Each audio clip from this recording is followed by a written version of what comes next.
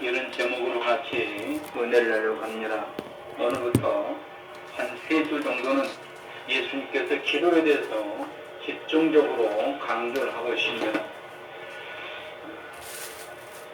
누가복음에는 우리가 지금 계속 주일 오전 예배는 이 누가복음을 쭉 지금 살펴보고 있는데, 이 누가복음에게는 성령의 역사심과 예수님의 기도를 특별하게 강조하고 있습니다. 예수님의 행적에 대해서 똑같은 내용들을 기록한 말씀이 마태, 마가, 누가, 요한복음입니다. 조금씩 시간이 다르고 기록한 그 때가 다르고 장소가 다르고 내용도 약간씩 좀 장황하게 설명하기도 하고 오늘 누가복음처럼 간략하게 설명하기도 합니다. 그러나 누가복음에서는 다른 복음과 비교되는 것이 성령의 역사하심 그리고 예수님의 기도를 특별하게 강조하고 있다는 겁니다. 그래서 누가복음 3장 21절에 예수님이 요단강에서 세례받으실 때 기도하십니다. 다른 복음서에 없는 내용입니다. 5장 16절에 예수님이 한적한 곳에서 기도하시고 있고 6장 12절에 산으로 가셔서 밤이 맞도록 기도하십니다. 9장 18절에서는 따로 기도하시고 있고, 그리고 9장 28절에서 29절에 예수님이 기도하러 산으로 올라가셨을 때 그때 예수님의 본래 하나님의 모습으로 변화되시는 놀라운 장면도 나옵니다. 이와 같이 누가복음에는 예수님이 기도하는 장면을 우리에게 자세히 소개하고 있습니다. 왜일까요? 우리 신앙생활 중에 중요한 몇 가지가 있습니다. 성령의 역사하심, 하나님의 말씀, 그리고 기도. 이 기도가 절대적인 사실을 강조하고 있는 겁니다. 오늘 우리가 읽은 말씀의 내용은 많이 본 것 같지 않습니까? 세례 받으실 때 필수적으로 외우고 있어야 될 그 말씀이 오늘 우리가 읽은 이 말씀입니다. 우리가 예배 드릴 때 우리가 보통 마지막 예배를 끝나고 나서 마지막 함께하는 기도가 바로 오늘 본문의 말씀입니다. 오늘 본문의 말씀의 내용은 예수님께서 한적한 곳에서 또 기도하시고 그 기도가 마치자 제자들이 예수님께 다가옵니다. 그러면 선생님에게 요청을 합니다. 세례요한이 자기 제자들에게 기도를 가르쳐주고 있습니다. 선생님도 저희들에게 기도를 가르쳐 주옵소서. 기도를 가르쳐달라고 합니다. 예수님은 이 제자들의 이 요청에 의해서 오늘 기도를 가르쳐 주고 있습니다. 이 기도가 그 유명한 주기도문입니다. 교님께서 가르쳐 준 기도.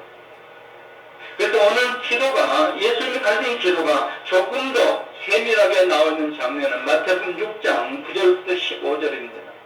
그래서 우리가 외우고 있는 그 내용은 마태복음 6장 9절부터 15절인데 오늘 누가복음에서는 그 내용을 조금 더 간략하게 우리에게 소개하고 있습니다. 오늘 본문의 첫 번째 교훈은 예수님에게서 기도를 배우라는 겁니다. 우리 성도가 예수님께 모든 것을 배우겠다는 태도는 아주 중요합니다. 내가 알아서 믿을게요. 내가 알아서 할게요. 그건 굉장히 위험한 겁니다. 뭘 알아서 한다는 겁니까? 뭘 알아서 믿겠다는 겁니까? 알아야, 올바로 알아야 잘 믿을 수 있습니다.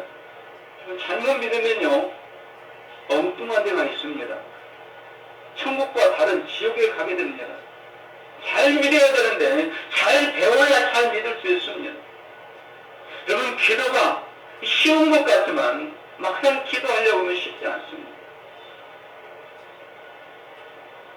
그러므로 기도가 뭔지, 기도를 어떻게 해야 되는지, 오늘 예수님의 제자들처럼 예수님께 기도를 가르쳐 주시기를 구하는 이 기도가 중요하다는 겁니다.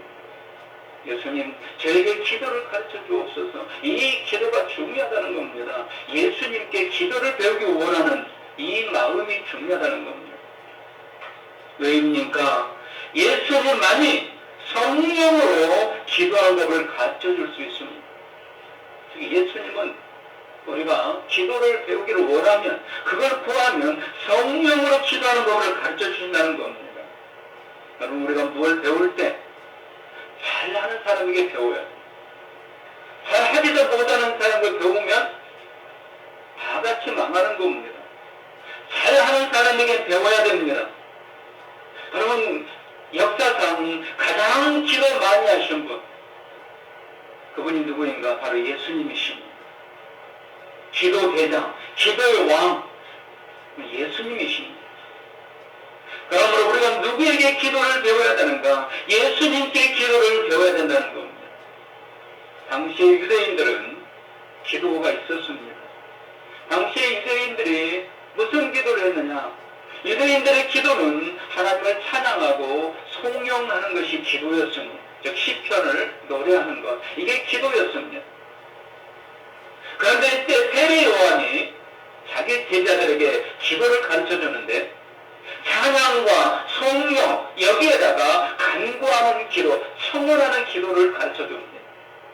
하나님께 간절히 구하는 기도를 가르쳐주고 뭔가 필요한 것을 요구하는 기도를 가르쳐주고 있었습니다.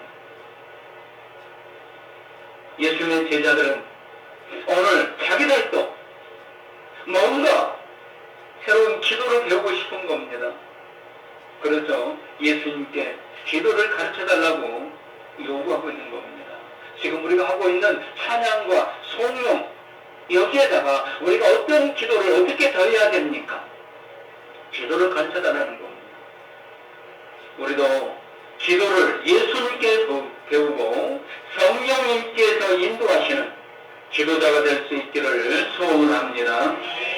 두 번째 교훈은 기도자의 마음이 아주 중요하다는 겁니다. 즉, 기도할 때 그냥 기도해서 되는 게 아니고 우리의 마음에 먼저 준비된 마음이 있어야 한다는 겁니다. 그게 어떤 마음입니까? 기도하기 전에 먼저 믿음이 있어야 됩니다. 무슨 믿음입니까? 나의 기도가 반드시 응답된다는 믿음. 그리고 그 기도를 응답해 주시는 분에 대한 확신 있는 믿음. 그럼 우리가 기도할 때 반드시 먼저 이 생각을 하고 기도해야 됩니다. 내가 지금 기도하는 이 기도는 반드시 응답받는다. 왜냐하면 이 기도를 응답해 주시는 분은 분명히 전능자시고 살아계시고 오늘도 그 능력으로 역사하는 분이다. 이 믿음을 가지고 기도하라는 겁니다. 그래서 예수님께서 제자들이 기도를 가르쳐달라고 하자 제일 먼저 뭘 가르쳐줍니까? 기도의 대상이 누군가를 가르쳐줍니다. 오늘 예수님께서 제자들에게 이렇게 말씀합니다. 너희는 기도할 때 이렇게 하라. 어떻게 해요? 첫 마디가 어떻게 하라는 겁니까? 아버지요. 이렇게 부르라는 겁니다. 마태복음에는 하늘에 계신 우리 아버지요 이렇게 되어 있지만 누가복음도 아주 간단하게 설명하고 있습니다. 우리가 기도할 때 누구에게 기도해야 되는가? 아버지께 해야 된다는 겁니다. 여러분, 기도의 대상이 없이 기도하는 사람 많습니다. 그건 신앙이 아닙니다. 옛날에 우리 어르신들이, 할머니들이 새벽 4시에 그 추운 겨울에 새벽 4시에 일어나서 찬물로 목욕을 하고 접시에다가 대접에다가 물을 떠놓고 싹싹 빌면서 기도했습니다. 그건 기도가 아닙니다. 그건 자기의 간절의 바람이고 원하는 소원이고 꿈이었지 그건 기도가 아닙니다. 기도는 대상을 분명히 알고 기도해야 됩니다. 그 대상이 누구인가? 아버지라고 부를 수 있어야 한다는 겁니다. 아버지가 부르는 부름, 이건 주문이 아닙니다. 또는 기도로 들어가기 위한 통과 예식도 아닙니다. 나의 기도를 들어줄 수 있는 그분이, 그 능력 있는 그분이 나의 아버지라는 확신 있는 고백이 먼저 있어야 한다는 거예요. 우리 기도할 때 어떤 마음으로 기도하는가? 나의 기도를 반드시 들어주시는 분이 계시는데 그분은 나의 아버지다. 그래서 처음 마리가 어떻게 기도하라고 그러느냐? 아버지요. 이렇게 부르면서 기도하라는 겁니다. 기도할 때 어린아이가 아버지께 나아가듯이 우리를 지으신 참 아버지는 하나님께 나아가야 된다는 겁니다. 예수님은 하나님과 어떤 관계를 가지고 표현하느냐? 아버지와 자녀의 친밀한 관계를 가지고 표현합니다. 그러면서 예수님은 오늘 예수를 믿는 우리에게 누구든지 예수님을 믿으면 누구든지 예수님처럼 하나님과 아버지, 자녀의 친밀한 관계가 맺어진다는 겁니다. 그러므로 이제는 예수님처럼 하나님을 아버지라 이 호칭을 사용하여서 기도하라는 겁니다. 여러분, 우리 모두 다 예수님을 믿는 줄로 믿습니다. 그러면 우리는 예수님처럼 하나님과 아버지와 자녀의 관계입니다. 그래서 기도할 때 우리가 첫 기도를 어떻게 시작해야 되느냐? 아버지요, 이렇게 시작하라는 겁니다. 그러면 우리가 공적으로 기도하거나 또는 개인적으로 기도할 때 꼭 아버지요 이렇게 해야 되느냐? 우리의 마음을 이야기하는 겁니다. 우리가 기도할 때 내 마음 자체가 기도의 대상이 나의 아버지, 이렇게 분명하게 친밀한 관계, 이런 관계를 가지고 기도하는 겁니다. 이 부분에서 강조되는 내용이 하나님을 아버지라 부를 수 있어야 된다는 거죠. 이스라엘 한 회당, 예배도 드리고 정치도 하고 교육도 하는 곳이 이스라엘 회당입니다. 그런데 이 회당에 새로운 랍비가 오셨습니다. 이 랍비는 바로 예배를 인도하고 교육을 하는 분입니다. 그런데 이 랍비가 새로 와서 이 성도들을 보니까, 예배드리러 오는 사람들을 보니까 하나님의 이름을 함부로 부를 수준이 못 되는 거예요. 그래서 하나님 이렇게 부를 자리에다가 랄랄라 이렇게 부르라고 했습니다. 그래서 신명기를 읽을 때 이렇게 읽겠습니다. 들으라 이스라엘아, 랄랄라는 우리의 랄랄라이시며 랄랄라는 하나이시라. 하나님 자리에 랄랄라를 넣은 겁니다. 그러니까 그 회당에 예배드리러 온 모든 백성들, 성도들이 하나님이라는 단어가 나오면 하나님이라는 단어를 부를 수가 없습니다. 랄랄라 그래야 됩니다. 이들의 수준이 하나님의 이름을 함부로 부를 수준이 못 되니까 지금 말한 목사님이 하나님의 이름을 부르지 못하게 한 겁니다. 한 소녀가 이 랍비를 찾아와서 묻습니다. 이 랄랄라가 무슨 뜻입니까? 왜 이렇게 해야 됩니까? 그래야 랍비는 이 소녀의 영혼을 그 육체에서 이탈하게 했습니다. 그래서 그 영혼이 육체에서 이탈되어서 좀 멀리 떨어진 곳에 자신의 몸을 보게 합니다. 그리고 조금 더 먼 곳으로 가서 그 도시를 전체를 보게 합니다. 그리고 조금 더 먼 곳으로 보내서 우주 속에 있는 지구까지 보게 합니다. 처음에는 자기 육신을 봤습니다. 그리고 자기가 사는 도시를 보았습니다. 그리고 자기가 사는 지구를, 우주 속에 있는 지구를 보게 했습니다. 그리고 다시 그 영혼이 육체 속으로 들어왔습니다. 그리고 눈을 뜨자마자 랍비가 이 소녀에게 묻습니다. 너는 무엇을 봤느냐? 네 영혼이 무엇을 봤느냐? 제가 제 영혼으로 본 것은 제가 얼마나 작고 우주가 얼마나 큰지를 배웠습니다. 자기의 육체로는 경험할 수 없는데 영혼이 육체에서 이탈되어서 영혼으로 보니까 우주 속에 한 인간은 얼마나 작고 얼마나 초라한가를 깨닫게 됐다는 겁니다. 랍비는 계속해서 묻습니다. 또 무엇을 배웠느냐? 우주의 창조주가 얼마나 위대하신 분인가를 알게 되었습니다. 랍비는 계속해서 묻습니다.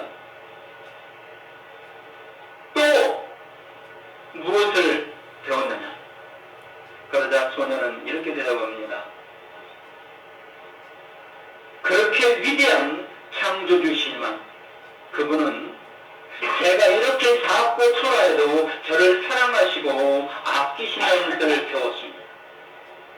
이 어린 소녀가 자기 영혼이 육체를 이탈해서 배운 건 뭐였냐면 인간은 정말 우주 속에 보니까 너무너무 초라하다는 거예요. 여러분 여행을 가서 거대한 자연 앞에 서면 인간이 얼마나 초라한가를 느끼게 됩니다. 그런데 우주 속에 있는 지구, 그 지구 속에 있는 한 인간 얼마나 초라하겠습니까? 그런데 이 소녀가 그걸 발견한 겁니다. 그런데 더 놀라운 것은 그 초라한 그 인간을 하나님께서 놀랍게 사랑하고 계신다는 것을 발견했다는 거예요. 우리 연천교회 성도님들이 이런 하나님을 발견할 수 있기를 소원합니다. 그래서 나편에 이 소녀에게 이렇게 이야기합니다. 너만은 오늘부터 하나님이라는 이름을 불러도 된다. 그 교회 예배드리러 오는 그 회당 예배는 모든 사람들이 하나님 이름을 부를 수 없습니다. 랄랄라 해야 됩니다. 그러나 이 소녀만은 이제 하나님이라는 이 호칭을 사용할 수 있게 됐다는 거예요. 왜입니까? 하나님을 직접 깨달았기 때문이에요.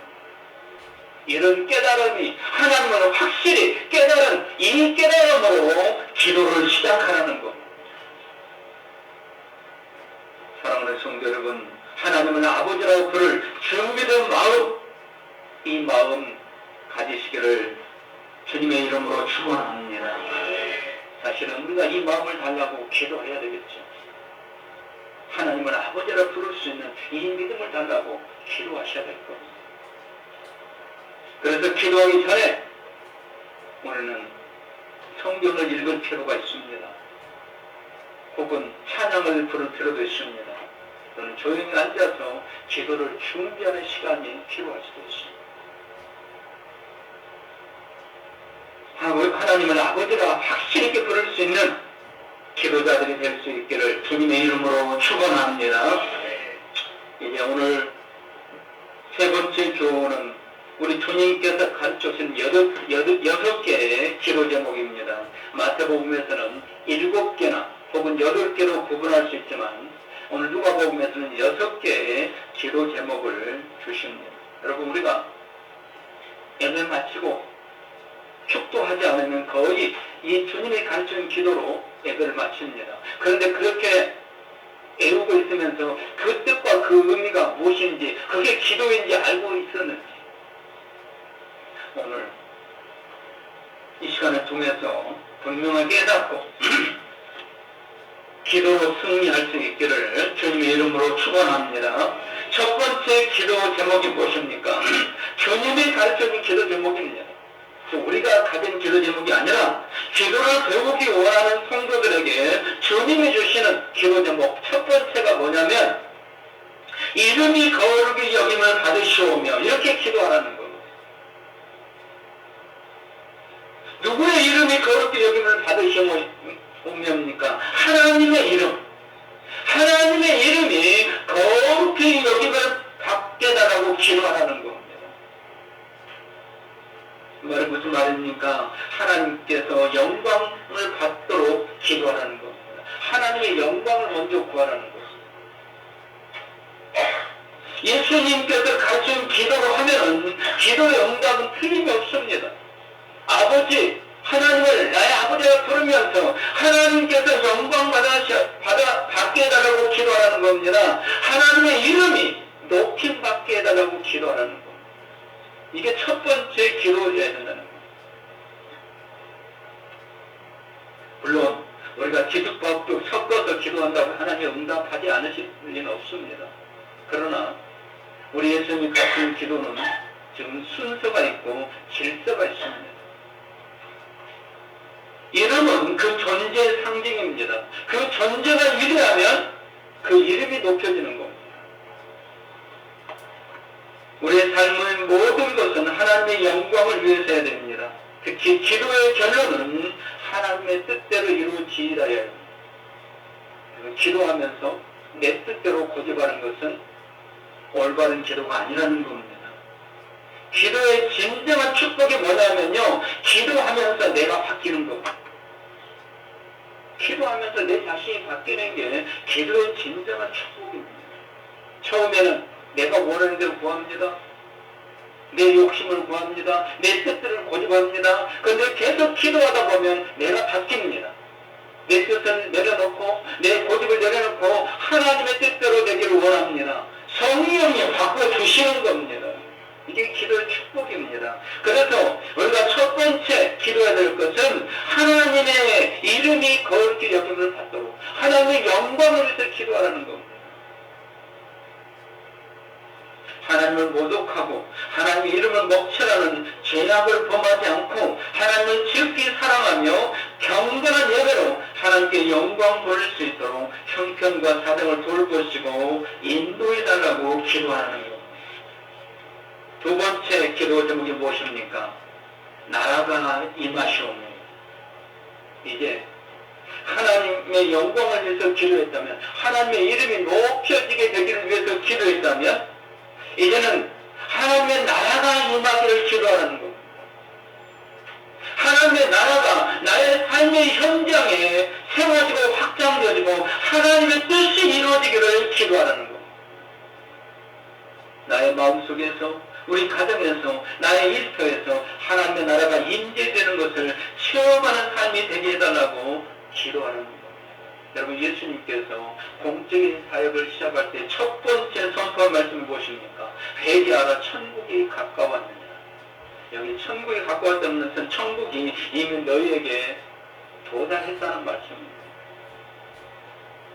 천국이 어떤 나라입니까? 하나님의 나라입니다. 하나님께서 통치하고 다스리는 나라, 즉 예수님이 왕이신 나라가 천국입니다. 누가 천국 백성입니까? 왕의 통치를 받는 사람이 천국 백성입니다. 예수님의 통치를 받는 사람이 천국 백성이고 그 성도가 천국 시민인 겁니다. 그래서 예수님은 어떻게 기도를 가르치는가? 하나님의 나라가 임하게 달라고, 나에게 임하게 달라고, 나의 삶 속에 임하게 달라고, 내 가정에 임하게 달라고 기도하라는 겁니다. 우리 가정에, 사랑하는 성도들의 가정에 예수님의 통치가 임하시기를 주님의 이름으로 축원합니다. 이게 기도 제목이어야 된다는 겁니다. 예배 드릴 때는 예수님이 왕이신 것 같지만 예배만 끝나면 이제 내가 왕이고 자녀가 왕이고 아버지가 왕이고 엄마가 왕이고 사람이 전부 왕이 되고 있습니다. 그래서 예수님은 올바른 기도를 해야 되기 때문에 하나님의 나라가 임하게 해달라고 기도하는 겁니다. 세 번째 기도는 날마다 일용할 양식을 주시옵고 이렇게 기도하는 겁니다. 여러분, 우리가 오해하는 것이 있습니다. 하나님 앞에 물질을 구하면 그건 꼭 우리가 세상 욕심에 빠진 죄를 짓는 것처럼 오해하기 쉽습니다. 근데요, 예수님을 통해서 우리 하나님의 자녀가 되면은 하나님께서 우리에게 주시는 분명한 축복은 물질의 복입니다. 하나님께서 창조하실 때 우리 사람에게 특별히 물질의 복을 주셨습니다. 창세기 1장 28절, 우리 앞에 있는 바탕 같이 읽습니다. 하나님이 그들에게 복을 주시며 하나님이 그들에게 이르시되 생육하고 번성하여 땅을 충만하라, 땅을 정복하라, 바다의 모든 물고기와 하늘의 새와 땅에 움직이는 모든 생물을 다스리라 하시니라. 아멘. 이거 땅에 있는 모든 것을 누구에게 줬어요? 사람에게 주셨습니다. 하나님은 사람에게 물질의 복을 주셨습니다. 그래서 믿음의 족장들 보면요, 다 물질의 복을 받았습니다. 아브라함, 이삭, 야곱, 요셉 다 물질의 복을 받았습니다. 뿐만 아니라 오늘날도 예수님을 진짜로 잘 믿는 성도들, 그리고 그 가정들은 많은 어려움도 있고 풍파도 있지만 결과적으로는 반드시 물질의 복을 받게 되어 있습니다. 세계의 역사를 지금 지구상의 기독교 국가들을 보면요, 기독교 국가가 굶어 죽는 국가 없습니다. 다 물질의 복을 받았습니다. 하나님께서 약속해 주신 것이기 때문에 하나님이 주시는데, 초대교회는 정말 심히 힘들었습니다. 예수님을 믿는다는 이 한 가지 사실 때문에 직장에서 쫓겨납니다. 가문에서 쫓겨납니다. 심지어는 발각되면 죽기를 합니다. 그러니까 그들은 비밀리에 모여서 예배를 드리고 심지어 동굴 속에 들어가서 카타콤 생활을 했습니다. 어제 인터넷 기사를 보니까 러시아에 수백 킬로의 카타콤이 발견됐다고 그러는데, 그 러시아에도 공산국가가 되기 전에 기독교 국가였습니다. 거기에 이제 기독교인들을 죽이니까 그들이 동굴 속에 들어가서 숨어 살면서 예배드렸던 그 카타콤이 러시아에서 발견됐다. 그러니까 물질은 이들이 생각도 못하고 더욱더 물질 때문에 부패하고 썩어가는 이 세상이 되다 보니까 그들이 물질을 구하는 것이 마치 죄를 짓는 것처럼 구하지 못하고 있었습니다. 근데 예수님께서 바로 그 기도 제목을 주는 겁니다. 날마다 일용할 양식을 주시옵고, 지금 날마다 필요한 것들을 구하라는 겁니다. 여기 일용할 양식 꼭 먹을 것을 말하는 게 아닙니다. 의식주의 관계는 모든 것을 말합니다. 오늘 필요한 모든 것. 여러분, 우리가 필요한 모든 것 구하는 거, 물질 구하는 거 잘못된 건 아닙니다. 단 이 물질을 가지고 하나님의 영광을 위해 살고 평안한 생활하면서 하나님 앞에 더욱더 예배를 잘 드리고 믿음으로 사는 데 사용되었지, 이 물질 때문에 부패하고 썩고 죄가 더 많아지니까, 그러니까 물질 구하는 것이 죄악이 되는 겁니다. 우리 어쩌면 성도님들은 지혜로운 물질관을 가지고 날마다 일용할 양식을 주시옵소서, 이렇게 기도 제목을 삼고 기도할 수 있기를 소원합니다. 이건 예수님이 주신 기도 제목입니다. 근데 여기 보면 날마다 일용할 양식을 주시옵고, 여러분 이 날마다 필요한 것을 구하라는 겁니다. 날마다는 이스라엘 백성들이 광야 40년 생활하신 그 삶을 기억하면 됩니다. 매일 새벽 하나님은 날마다 그들에게 필요한 걸 채워주셨습니다. 그래서 새벽마다 그들은 만나를 얻다가 그날 하루를 먹고 사는 겁니다. 오늘날도 마찬가지입니다. 날마다 하나님께 오늘 필요한 것들을 구하면 하나님께서 하나님의 방법으로 채워주신다는 겁니다. 또한 여기 우리에게라고 말하고 있습니다. 나에게가 아니라 우리에게 날마다 일용할 양식을 주시고, 무슨 말입니까? 나만을 위해서 기도하지 말고 우리 모두의 물질의 복을 위해서 기도하는 겁니다. 여러분 나라 민족 경제를 위해서 기도하셔야 됩니다. 저 북한을 위해서 특별히 기도해야 됩니다. 왜입니까? 저들이 더 배고프면요 죽기 살기로 전쟁을 일으킬 수도 있어요. 그러면 세상 이 지구상에 왜 전쟁이 끊이지 않습니까? 빼앗기 위한 겁니다. 내가 갖지 못한 저 사람이 가졌으니까, 우리나라 갖지 못한 저 나라가 가졌으니까 그거 빼앗기 위해서 전쟁하는 겁니다. 그래서 예수님은 오늘 기도 제목으로 주는 겁니다. 모두가 우리에게 다 풍요로운 물질의 부족함이 없이 채워달라고 기도하는 겁니다. 그러면 전쟁이 일어날 일이 없습니다. 강도가 흉악한 일을 할 이유가 없습니다. 우리 주님이 가르쳐주신 길 그대로 기도할 수 있기를 소원합니다. 내만 물질의 복달로 기도하지 마시고 우리 모두가, 우리나라 민족이, 그리고 모든 지구상의 모든 사람들이 물질의 복을 받게 해달라고 기도하는 겁니다. 그리고 특별히 오늘 나에게 필요한 것을 구하라는 겁니다. 여러분 이 기도 제목을 누가 주셨다고요? 예수님이 주셨습니다. 나의 하나님이 그리스도 예수 안에서 영광 가운데 그 풍성한 대로 너희 모든 쓸 것을 채우시리라 믿으시고 필요한 것 하나님의 영광을 위해서 쓰겠다고, 그리고 하나님의 영광을 살겠다고 구하시기를 바랍니다. 네 번째 기도는요, 우리가 우리에게 죄 지은 모든 사람을 용서하게 하옵소서. 사실 이 기도는 뒤에 따라 나오는 우리 죄를 사하여 주시옵고 여기까지 한 기도 제목으로 볼 수도 있습니다. 그런데 저는 구별해서 이 기도를 보려고 합니다. 왜입니까? 우리가요, 나에게는 자기 자신에게는 무한한 자비를 베풀고 관용을 베풉니다. 내가 죄를 짓고 내가 허물이 있으면, 내가 죄를 짓고 내가 뭔가 잘못한 게 있으면 마음속으로 하나님 회개합니다. 그러면서 스스로 관용을 베푸면서 용서합니다. 그런데 다른 사람이 죄를 짓고 허물이 있으면 용서하는 것 같으면서도 쉽게 용서하지 않습니다. 이게 우리의 공정입니다. 자기 자신에 대해서는 무한히 관대합니다. 그럼 자기가 좀 실수와 허물하면 그걸 이해해주길 바라고 그걸 용서해주길 바랍니다. 그러면서 자기 자신은 다른 사람에 대해서 쉽게 이해도 못하고 용서도 하지 않으려고 하는 겁니다. 그래서 예수님은 오늘 이걸 기도 제목으로 주시는 겁니다. 기도하는 겁니다. 어떤 기도요? 나에게 빚진 자, 나에게 허물 있는 자, 나를 대적하는 자, 그들을 용서할 수 있는 마음을 달라고 기도하는 겁니다. 여러분, 이거 굉장히 중요한 기도입니다. 왜냐하면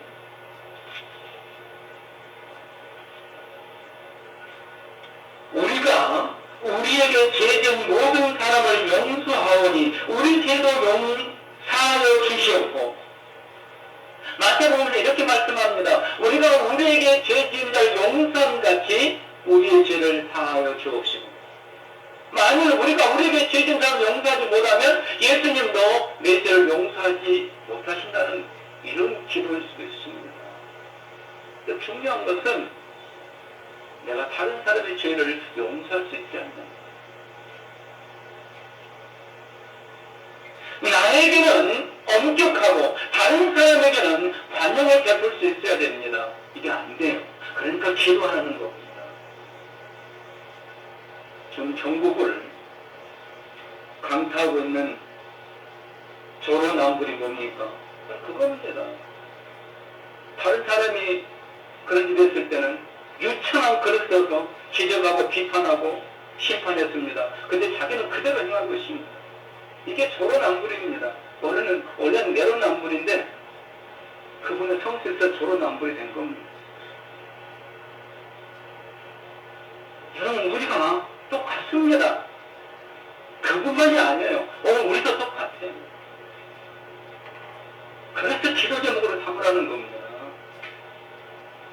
내가 다른 사람을 비판하고 그거 잘못했다고 그렇게 한 만큼 내 자신의 그 엄격을 적용해서 나에게는 엄격하고 다른 사람에게는 용서한 관용을 베푸는 사람이 되어야 하는데 그게 안 됩니다. 그래서 기도 제목을 삼고 기도하라는 겁니다. 그러면 성령님이 도와주십니다. 다섯 번째 기도 제목이 무엇입니까? 우리 죄를 사하여 주옵소서입니다. 여러분, 지난 한 주간 살면서 죄를 몇 가지나 지으신 것 같습니까? 엄청나게 죄를 지었는데 그러나 용서 받으셨습니까? 용서받지 못하셨다면 여기 나오실 수 없겠지. 우리가 죄 지은 것보다 훨씬 더 큰 차비로 우리 주님은 용서하고 계십니다.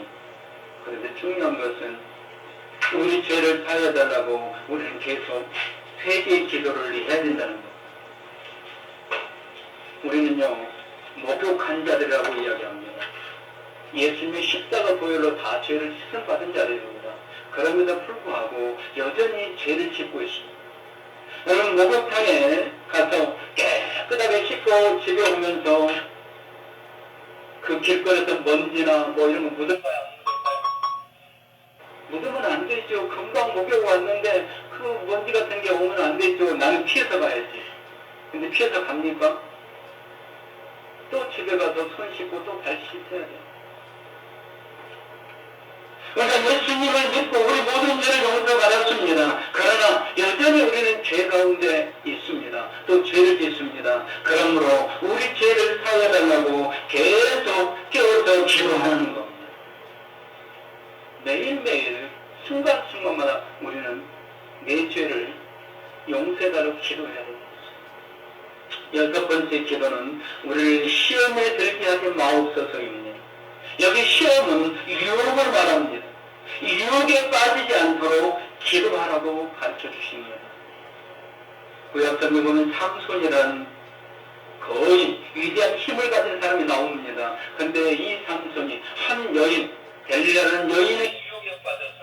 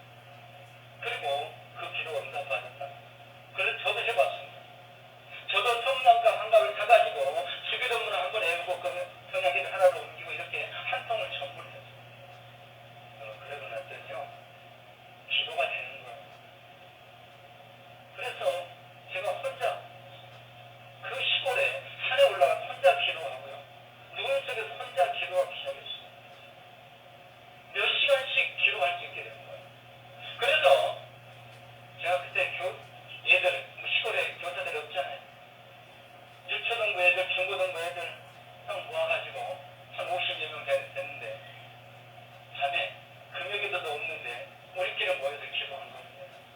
지역교회 전사원이 목회도 하는데 신학교 기숙사에 가고 우리끼리 모여가지고 기도하는데 기도할 줄 모르니까 제가 그 성령값 그걸 가지고 또 주기도문을 했습니다. 그 애들하고 그 중에 한 명이 몇 달 전에 자기 아들 아주대 입학했다고 떡을 해온 권사님. 그 권사님이 그때 당시 초등학교 1학년이었습니다.